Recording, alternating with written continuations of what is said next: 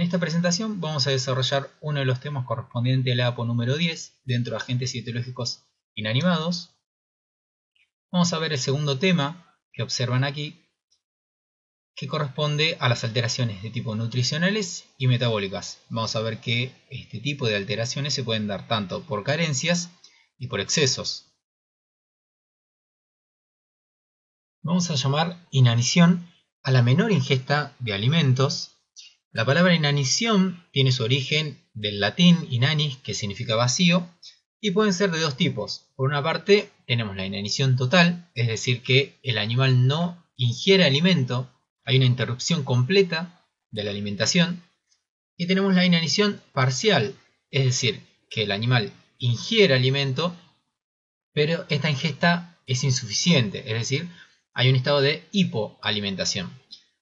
Tengamos en cuenta, por otro lado, que los estados carenciales no necesariamente van a estar asociados directamente a la ingesta de alimentos, ya que estos animales pueden padecer otros tipos de trastornos, como pueden ser anormalidades de tipos dentarias, estados de parasitosis, problemas o trastornos a nivel de lo que es la absorción de los nutrientes, o incluso vamos a ver casos de ingesta de sustancias o compuestos denominados antimetabolitos que van a destruir los sustratos necesarios por el organismo, de manera que todos estos estados nos van a llevar a un estado de tipo carencial. Bien, entonces, ¿qué tipos de desequilibrio, qué tipo de trastornos nos van a generar inmediatamente luego de la interrupción de la ingesta de alimentos? Vamos a tener, como dice acá, desequilibrios de tipos energéticos. El organismo entonces lo que va a hacer primero es consumir las reservas de glucógeno, principalmente el glucógeno que se encuentra a nivel hepático o el glucógeno también que se encuentra a nivel muscular. Si este estado continúa, va a empezar a movilizar los lípidos, es decir, va a haber un aumento de la lipólisis, principalmente de los depósitos de grasa que se encuentran a nivel del tejido conjuntivo subcutáneo, el tejido graso a nivel abdominal o incluso los depósitos de grasa que se encuentran a nivel muscular. En el peor de los casos, si este estado continúa, el organismo va a empezar a consumir las proteínas que se encuentran en el tejido muscular. Vamos a hablar de emaciación cuando hay un adelgazamiento anormal de los animales por debajo de su talla, mientras que vamos a hablar de caquexia cuando nos referimos a un estado de extrema desnutrición. ¿Cuáles son los signos característicos de un estado de desnutrición? Corresponden, como ven en ambas imágenes, las saliencias óseas. Fíjense a nivel del arco cigomático, las espinas dorsales de la columna vertebral, las costillas y la proyección ilíaca de la cintura pélvica. Vamos a tener atrofia serosa de la grasa. Esto se da por un aumento de la movilización de los depósitos de grasa, y ante una necropsia lo que vamos a observar es que estos depósitos de grasa están sustituidos por una sustancia gelatinosa, brillante, translúcida. Como pueden ver en la imagen del corazón hacia la derecha, fíjense que es ese corazón de aspecto pálido, brillante, mientras que la médula ósea generalmente pasa de una coloración amarillenta a una coloración rojiza, pero siempre con ese aspecto gelatinoso y brillante. Vamos a tener un hígado graso. Recuerden que la alta movilización de lípidos a partir de los diferentes depósitos de grasa hacia el hígado me va a generar este tipo de trastorno en este órgano. Por otra parte, vamos a tener un estado de hipoproteinemia asociado al estado de desnutrición del animal, de manera que esto me genera una disminución de la presión coloidosmótica a nivel de la sangre, de manera que se va a generar edema a diferentes niveles del organismo, denominados edemas de hambre. Vamos a tener un estado de anemia también. Fíjense en la imagen a nivel de la mucosa ocular del animal, ¿sí?, que se presenta bien pálida. Vamos a pasar al agua. Recuerden que el agua es un compuesto importantísimo para el organismo, ya que todos los organismos están compuestos por más de un 50% de agua en el cuerpo. ¿Cuáles son las causas que nos pueden llevar a una deshidratación o pérdida de agua? Podemos tener un aporte insuficiente de agua por parte del animal, podemos presentar estados de sudoración intensa, estados de diarreas y vómitos, poliuria, casos de quemaduras y también de hemorragias. ¿Y cuáles son las consecuencias que nos van a generar estos? Vamos a tener obviamente un estado de deshidratación. Si esto continúa con el tiempo vamos a estar en un estado de shock de tipo hipovolémico. Hay un aumento de la viscosidad de la sangre, lo cual el organismo va a tender a sufrir la formación de trombos. Tenemos un aumento de la retención de productos tóxicos que no van a poder ser eliminados desde el interior del organismo. Vamos a tener diversos trastornos metabólicos y finalmente, si esto continúa y el organismo presenta una pérdida mayor al 20% de agua, sobreviene la muerte. ¿Cuáles son los signos clínicos que vamos a observar en estos animales? Principalmente vamos a ver una pérdida de la turgencia de la piel, como también el hundimiento del globo ocular. Luego, generalmente, los signos que observan generalmente son asociados a los signos clínicos que también observamos en los estados de desnutrición. Ahora vamos a pasar a ver qué es lo que pasa con una sobrealimentación, es decir, hay un exceso de la ingesta de alimentos. Claramente, como vemos en las imágenes, tenemos un estado de obesidad de los animales. Ante una sobrealimentación, lo que sucede es que aumentan los depósitos intercelulares de grasa, principalmente a nivel de la musculatura y del tejido adiposo a nivel del tejido subcutáneo, como se pueden ver en la imagen superior derecha, que corresponde a la necropsia de un ratoncito. ¿Cuáles son las consecuencias que nos va a traer los estados de obesidad? Vamos a tener una menor capacidad de rendimiento, que es muy importante a nivel de los animales de producción, la falta de libido, trastornos de tipos cardiocirculatorios y respiratorios. Vamos a tener artropatías y osteopatías debido al aumento del peso corporal, como también podemos encontrar diabetes de tipo 2. Bueno, vamos a pasar a ver ahora los trastornos nutricionales asociados a las vitaminas. Como bien recordarán, las vitaminas son micronutrientes esenciales para el organismo. Y más allá de que no sean una fuente energética, forman parte de importantes biocatalizadores y coenzimas. Generalmente tienen una estructura molecular bastante complicada, como ven en la imagen. Tienen algún grupo aromático asociado a grupos terpenoides, lo cual le da su carácter hidrofóbico o hidrofílico de acuerdo a la vitamina. Pero bueno, vamos a encarar viendo primero los 4 términos que ven en esta presentación, como es la avitaminosis, el cual corresponde a una carencia total de al menos una vitamina. Vamos a tener un estado de poliavitaminosis en caso de que la carencia sea de varias vitaminas. Hipovitaminosis, cuando el déficit o la carencia es parcial. Y una hipervitaminosis, cuando hay un exceso de vitamina en el organismo. Ahora vamos a pasar a ver algunos ejemplos de hipovitaminosis e hipervitaminosis. Comenzando con la vitamina A. Esta es una vitamina importante para la neoformación de los epitelios, para el crecimiento y para el desarrollo de la visión. De manera que una disminución en la ingesta de vitamina A nos puede llevar a consecuencias como hiperkeratosis, el cual corresponde a una cornificación excesiva de los epitelios, principalmente a nivel de la boca, la cavidad nasal, la faringe, el esófago, entre otros órganos. Podemos tener casos de xeroftalmia, como ven en la imagen de la izquierda. Xeroftalmia significa ojo seco, y hay una queratinización excesiva de la córnea y una disminución de la secreción del lagrimal. Podemos tener metaplasia de los epitelios, como ven en la imagen de la derecha, a nivel del pulpejo del miembro anterior de un canino. Tenemos malformaciones oculares, por ejemplo en lechones se pueden presentar casos de microftalmia o anoftalmia. También se produce la ceguera nocturna, el cual se debe a una disminución de la formación de rodopsina, que es un pigmento esencial a nivel de los bastones y de los conos, de manera que el umbral de excitación para las impresiones lumínicas se encuentra aumentada y hay una adaptación muy lenta a la oscuridad, de ahí su nombre.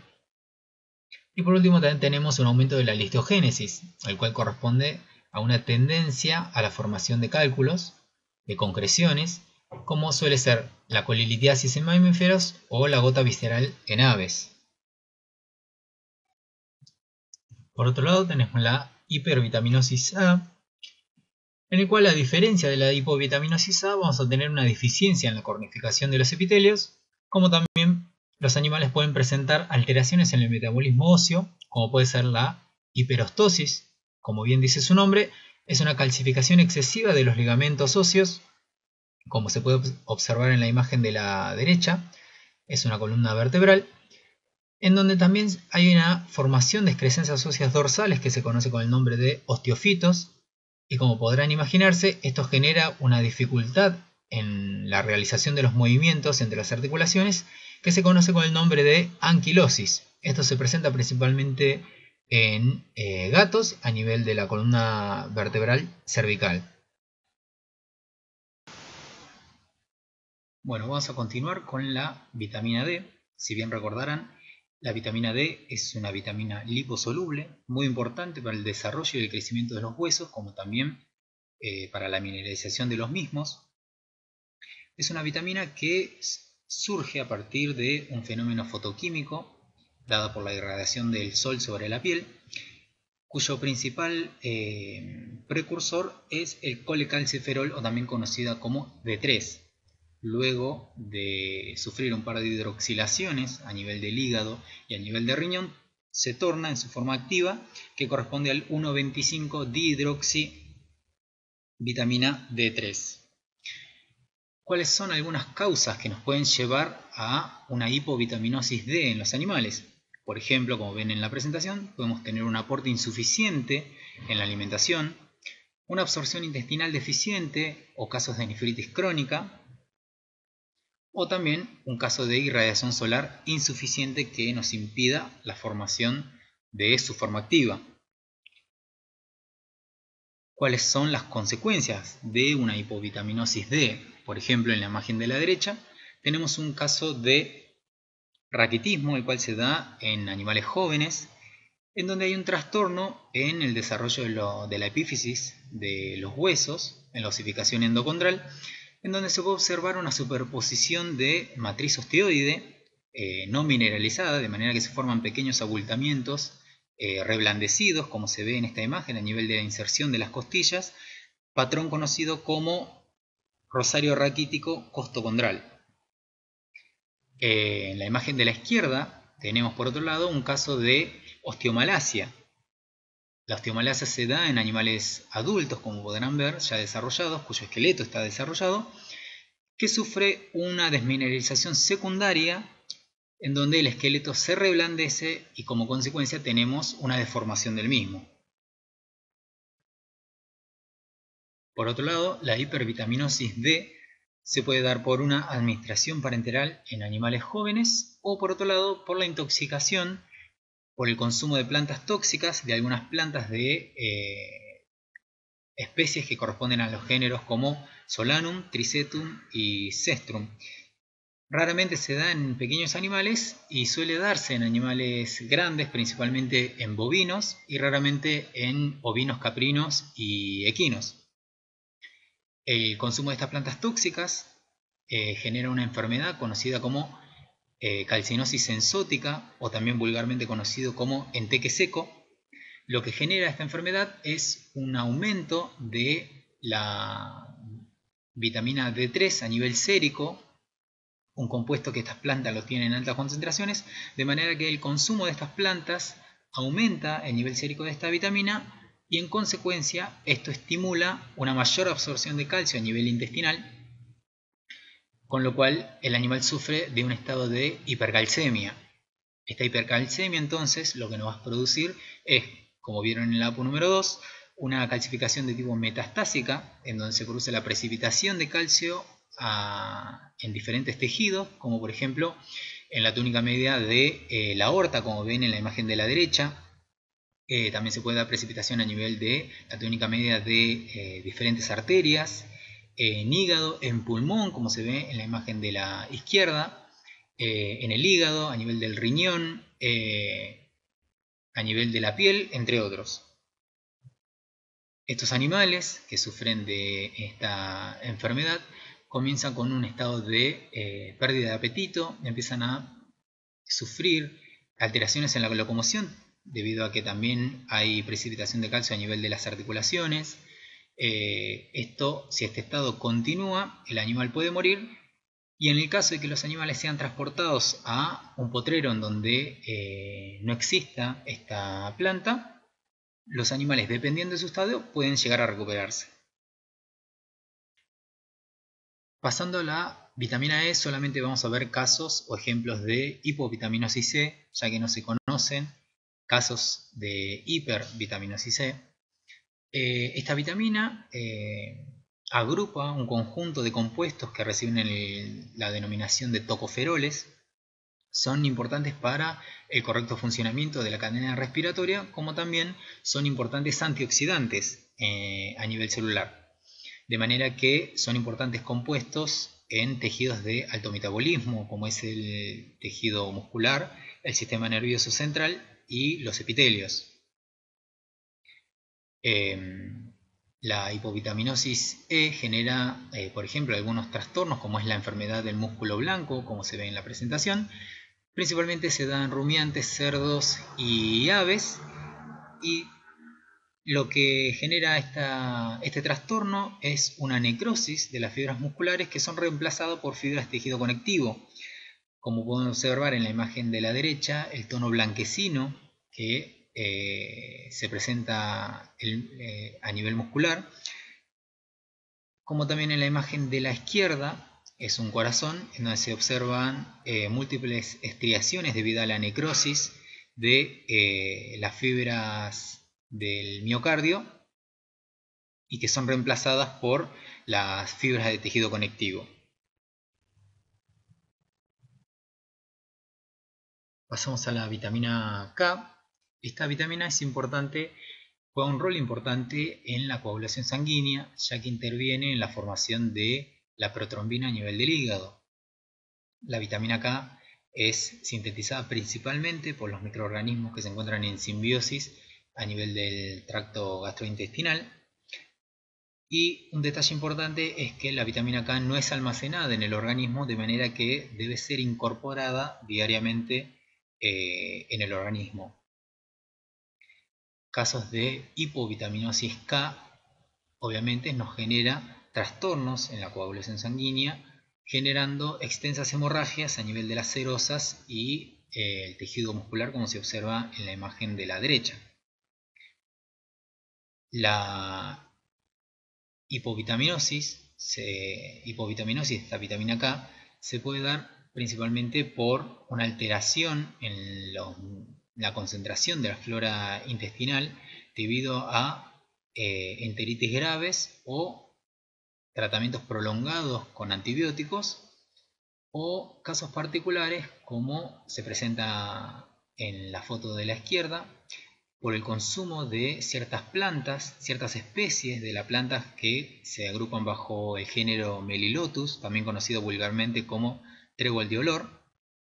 Recibe su nombre debido a que esas pequeñas flores amarillas que tiene la planta tienen un olor muy dulce, particular, que se debe a la alta concentración de un compuesto denominado cumarina.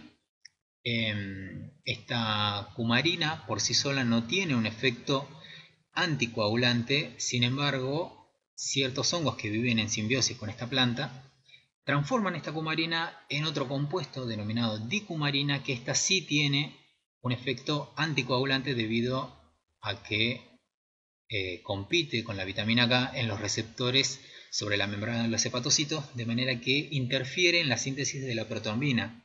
Por lo tanto, un consumo prolongado de esta planta por los animales genera trastornos, obviamente, en la coagulación sanguínea, de manera que los animales sufren extensas hemorragias en los tejidos, conduciéndolo a la muerte. Generalmente esta planta no es consumida por los animales, más allá de su nombre y del olor dulce que tienen las flores, no es palatable, de manera que se deduce que el consumo de esta planta se da de manera accidental por parte de los animales. Bueno, pasemos a ver rápidamente algunos otros ejemplos.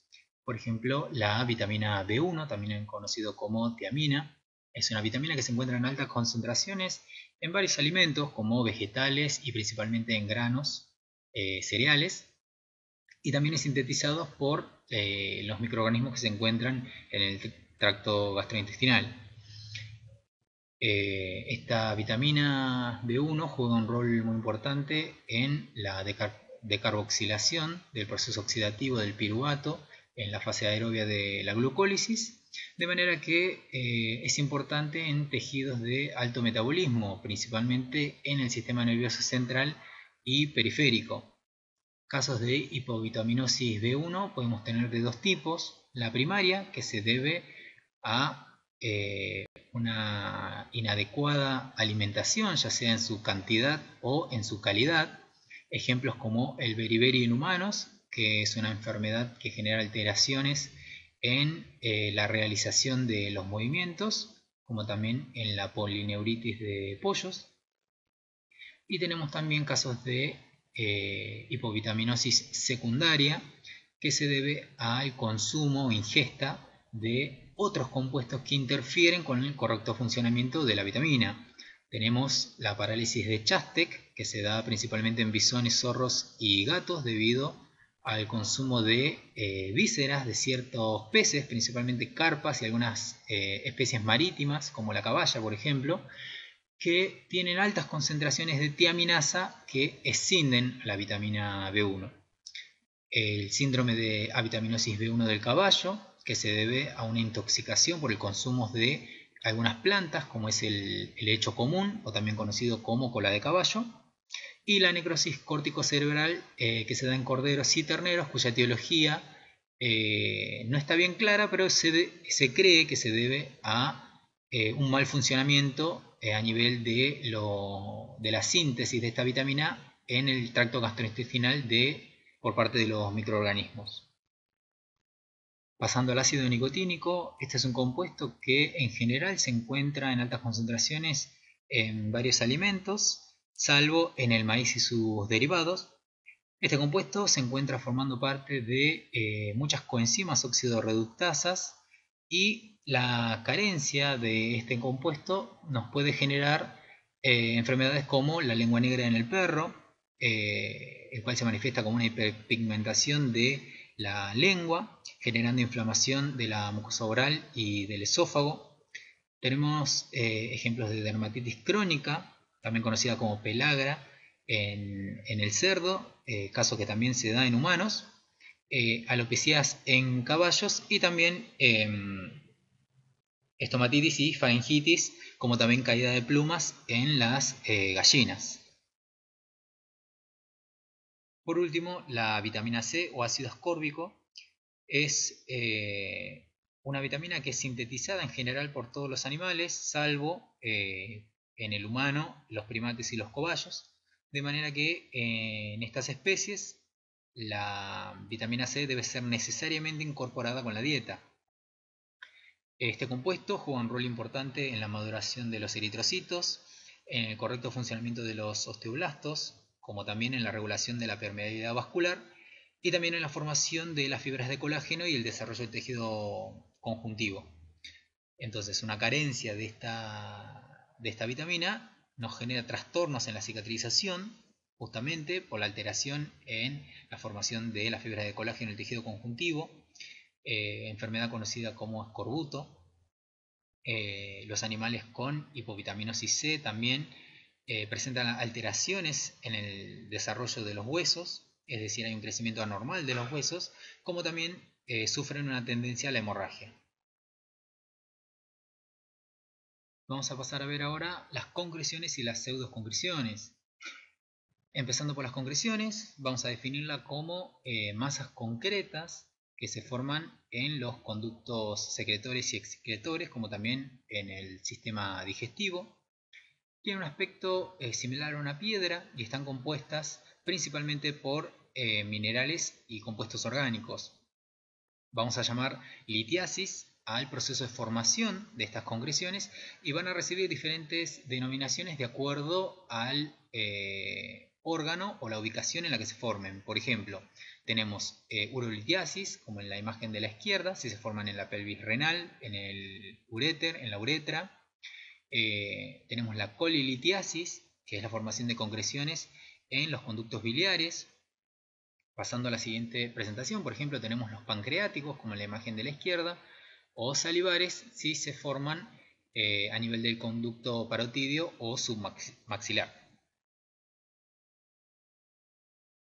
Las pseudoconcreciones, a diferencia de las concreciones, son masas que surgen por aglomeración desordenada de estructuras de diferentes procedencias. Por ejemplo, los besuarios son pseudoconcreciones que se forman exclusivamente en el tracto digestivo por aglomeración de compuestos alimenticios o pelos y que secundariamente pueden sufrir incrustaciones salicino-orgánicas, como ven en la imagen superior derecha.